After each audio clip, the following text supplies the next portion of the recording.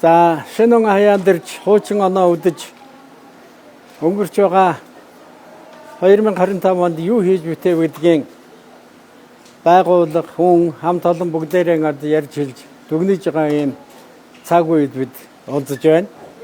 За өнгөрч байгаа 2025 он бол Монгол Улсын ард түмний найрамдал хамтын ажиллагааны хувьд бол олон чухал үйл явдлуудаар дүүрэн он болсон.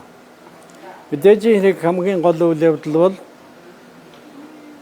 агуу их орны дайнд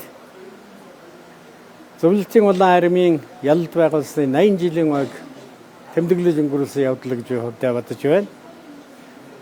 Энэ үйл явдлыг Оросын холбооны улс монголчууд бие сэтгэлээрээ оролцоод өргөн дэлгэр сайхан тэмдэглэсэн. За түүнээс гадна дэлхийн 2 дугаар дайны төгсгөлийг Зүүн Азад хийсэн энэ үйл явдлын бас 80 жилийн ой болсон.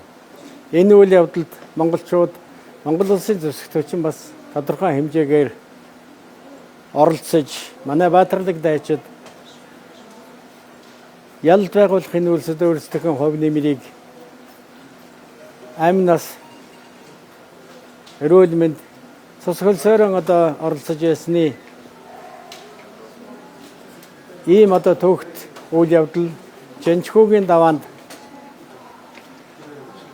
өшөө дурсгал босгож Монгол улсын ерөнхийлөгч тэнд оролцож цэцэг өргөсөн үйл явдал бас монголчуудын хувьд энэ онд болсон тодорхой үйл явдлуудын нэг гэж би хувьдаа бодож байна. Түүнээс гадна бидний хамтын ажиллагааг бидний гэдэг нь найрамдлын үйлсэд хамтарч ажилладаг бидний хувьд хамтын ажиллагааны гол талбар болсон Оросын холбооны улсын Орос сотрудничество гэдэг байгууллага өнгөрсөн онд 100 жилийнхэн ойг хийлээ. Орос сотрудничество байгууллагын гол төлөөлөл Монгол улсад үйл ажиллагаагаа явуулаад 50 жил болж байгаа Оросын ордон ирэх жилд 50 жилийнхэн ойг тэмдэглэх юм аа. Ийм олон чухал үйл явдлуудын зармийн босгон дээр зармийн өдөн өнгөрөөж бид энэ хамтын ажиллагааны 26 оныхоо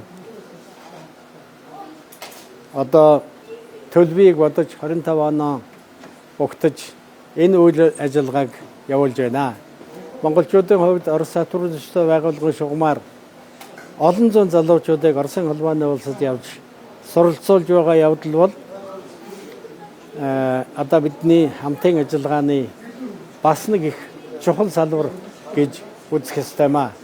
Эдийн засаг хөрөнгө оруулалт энэ бүхнээс гадна бид сайн мэргэжилтэн мэргэжлийн хүмүүс бэлтгэж энэ бэлтгэгдсэн хүмүүс нь цаашдаа найрамдал хамтын ажиллагааны тулгуур хүч болж өгч байдагт бид бас баярлж байдаг юм аа.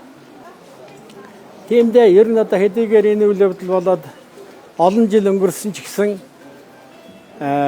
хүний амьдрал тохиолдсон чухал үйл явдлууд сэтгэл зүрх зүйт санаанаас бол салдгүй дээ. Тэрний нэгэн жишээ бол миний хувьд Монголын ард түмний монголчуудын төлөөлж сансрын өндөрт гарч тэндээс их цэнхэр гаргаан эргэж харж Монгол улсаа олж харж ингэж байсан тэр баяртай цагмчуудаас хойш 45 жил өнгөрч байгаа юм аа. Үнэхээр манай газар дэлхий, манай гараг бол өнгөтэй, үзэмжтэй, гоё ганган. Үнэхээр нэг 100 сонсохоос нэг удаа үз хар гэдэг үгийн нэг жишээвэл үнэхээр тэндээс их дэлхийг олж харах явдал бол байгаа юм аа. Тэгээд миний захиж хэлэх дуртай хооч үеийнхэндээ залуучуудаа хэлэх дуртай бол энэ сайхан өнгө үзэмжийг алдагдуулалгүй дараачихын үед хүлээлгэж өгч байгаарай. Их дэлхийг хайрлж байгаарай. Манай их дэлхий бол үнэхээр өнгөтэй, үзэмжтэй, тийм өртлөн бас хэмжээ хязгааргүй юм биш шүү гэдгийг монголчуудаа өсвөр үеийнхэндээ хэлж захиж байна. Байгаль дэлхийг хайрлж хамгаалж